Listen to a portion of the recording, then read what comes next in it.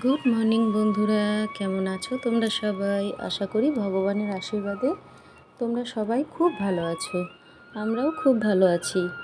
তো আজকে হলো মঙ্গলবার, আজকে বিশ্বকর্মা পুজোর দিন। তো এখানে দেখো দিদি আমার হাজব্যান্ডের সাইকেলে সকালবেলায় ধুয়ে দিয়েছিলাম, তো ফুল দিয়ে একটু সিঁদুরের ফোঁটা দিয়ে দিচ্ছে। তো তোমরা সবাই জানো বাড়িতে লোহা বা মেশিন যন্ত্রপাতি এই সমস্ত জিনিসগুলোতে আজকের দিনে একটু পুজো করতে হয়, তো সেভাবে কিছুই হয়নি। তো দিদি ভগবানের পায়ের থেকে ফুল নিয়ে সেটাই সাইকেলটাই দিয়ে দিল। তো বন্ধুরা চলো আজকে তোমাদের একটা গল্প শোনাই। আজকে আর আমার ভিডিও সম্বন্ধে কিছু বলবো না, একটা গল্প শোনাই তোমাদের, যতটুকু সম্ভব এইটুকু ভিডিওর মাধ্যমে তোমাদের শোনানোর চেষ্টা করব। জানি না কেমন লাগবে, ভালো লাগলে জানিও। বহু বছর আগে রতন আর আরতি নামে এক দম্পতি বাস করত।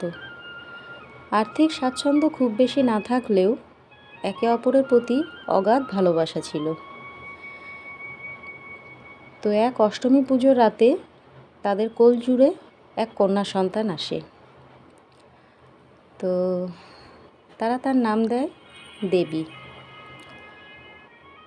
ছোটবেলা থেকেই দেবীর প্রতি পরিবারের সবার ভালোবাসা ছিল অগাধ। যেহেতু পরিবারের একমাত্র সন্তান, তার কারণে গোটা পরিবারের চোখের মণি ছিল সে। ছোটবেলা থেকেই অবুঝ বাচ্চাটার প্রতি এত ভালোবাসা হওয়াটাই স্বাভাবিক, অস্বাভাবিক নয়। কন্যা সন্তান হলেও তার প্রতি কখনো কোনো অবহেলা ছিল না। মা বাবার আর্থিক অবস্থা খারাপ থাকা সত্ত্বেও আপ্রাণ তারা চেষ্টা করে গেছে দেবীর লালন পালন যেন অভাবের মধ্যে দিয়ে না যায়।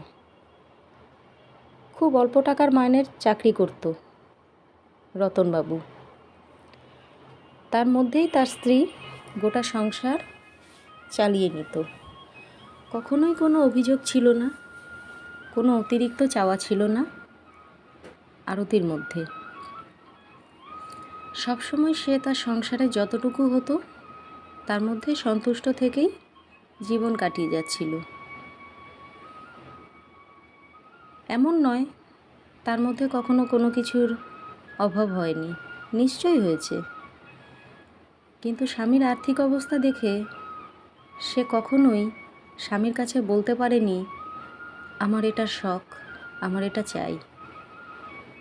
স্বামীও তার আপ্রাণ চেষ্টা করত স্ত্রীকে খুশি রাখার।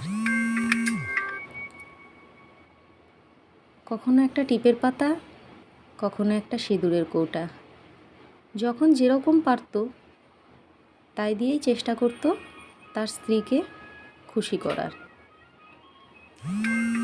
কারণ সে জানতো তার স্ত্রী খুব ভালো পরিবারের মেয়ে, যথেষ্ট সুখ স্বাচ্ছন্দ্যের মধ্যে দিয়ে তার জীবন কেটেছে।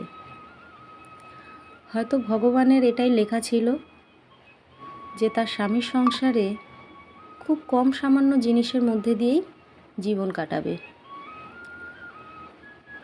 এভাবেই চলতে থাকে তাদের জীবন। আস্তে আস্তে বেড়ে ওঠে তাদের মেয়ে দেবী। একটা সময় যখন দেবীর বয়স মাত্র 3 মাস, তখন আরতি দেবীর চোখে কিছু প্রবলেম হয়, যার কারণে তাকে চোখ অপারেশন করতে হয়। দীর্ঘ 2 মাস দেবীকে ছেড়ে তার মা তার বাপের বাড়িতে গিয়ে থাকে। সেই সময় দেবীর দায়িত্ব ছেড়ে যায় দেবীর ঠাকুমা আর তার এক বিধবা পিসির কাছে। খুব সুন্দরভাবেই তারা লালন পালন করে।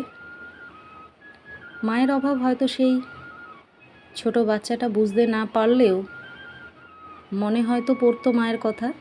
কিন্তু আস্তে আস্তে একসময় সেই ছোট বাচ্চা দেবী ভুলে যায় তার মাকে, ঠাকুমা আর পিসির কাছেই বেড়ে ওঠে। পিসিরও একটা ছোট্ট মেয়ে ছিল, বয়সে অনেকটা বড় দেবীর তুলনায়। দুজনে সুন্দরভাবে বেড়ে উঠছিল। 2 মাস পর যখন দেবীর মা ফিরে আসে, দেবী সে মাকে চিনতে পারে না।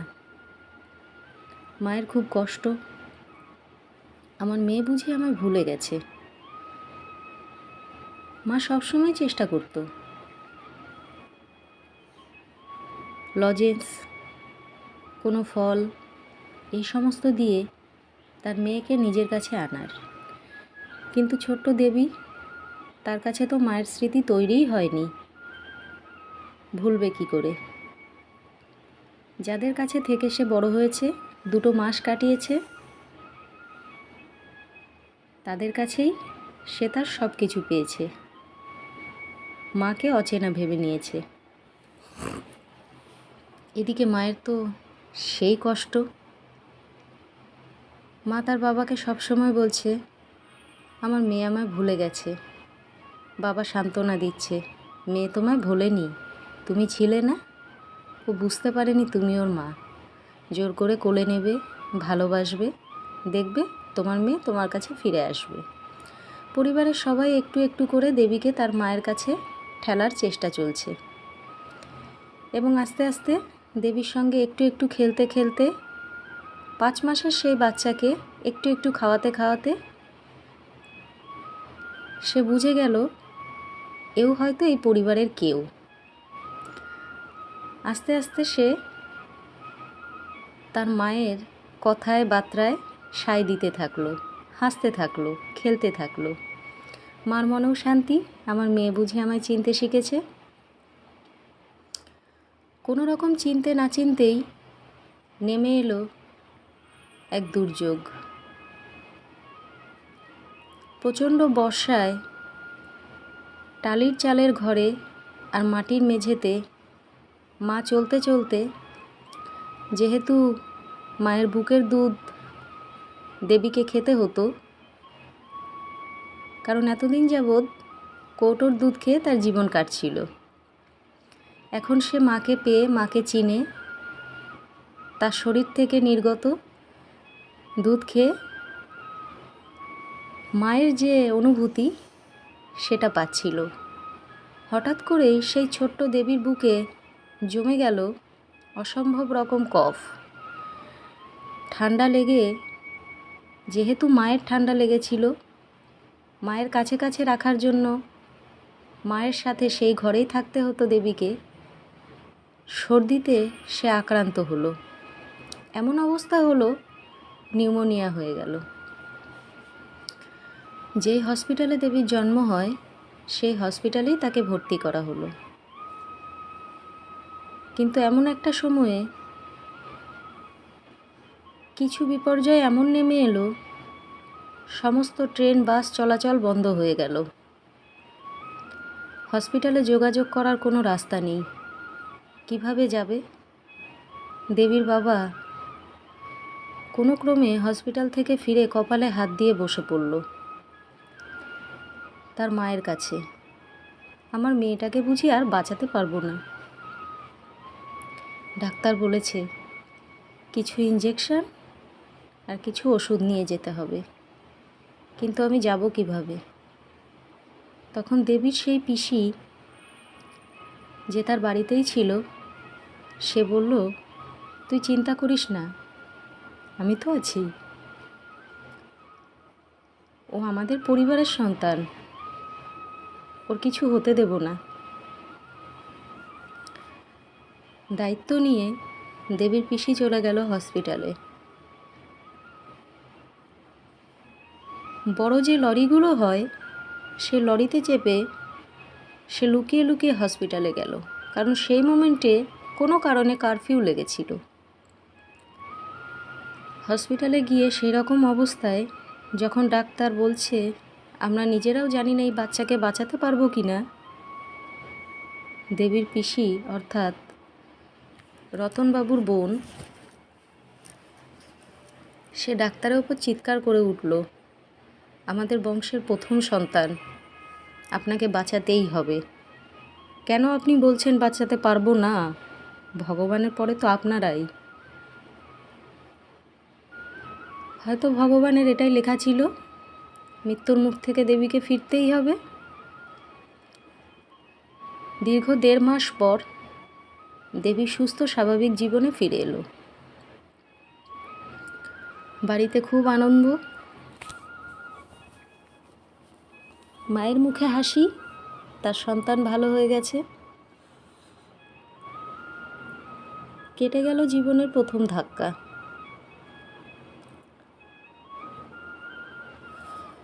আস্তে আস্তে দেবী স্বাভাবিকভাবে সবাইকে চিনতে শিখল, মাকে মা বলে ডাকতে শিখল, বাবাকে বাবা বলে ডাকতে শিখল। আর যেই পিসি তার প্রাণ বাঁচানোর জন্য এত বড় আত্মত্যাগ করেছিল, তাকে ডাকতে শুরু করলো পিপি বলে। তার পিপি জীবনের একটা অবিচ্ছেদ্য অংশ। মা বাবা জন্ম দিলেও তার পিপি তাকে দ্বিতীয় জন্ম দিয়েছিল। পিপি বিড়িবাদ্য, কারণ তার স্বামী মারা গিয়েছিল, শ্বশুরবাড়িতে সে থাকতে পারেনি। নিজের বাপের বাড়িতে এসে বিড়িবাদ্য। দেবী তার পিপির কোলের থেকে বিড়ির সরঞ্জাম সরিয়ে নিজে বসে পড়ত। আর যেই কুলোর ওপরে বিড়ি বাঁধত, সেই কুলোটাকে কিছুতেই পিপির কোলে উঠতে দিত না, বলতো না না না। যদিও তখন দেবী ভালোভাবে কথা বলতে শেখেনি। পিপি বেশ বুঝতে পারত দেবী চায় তাকে কোলে নিয়ে বসে থাকুক।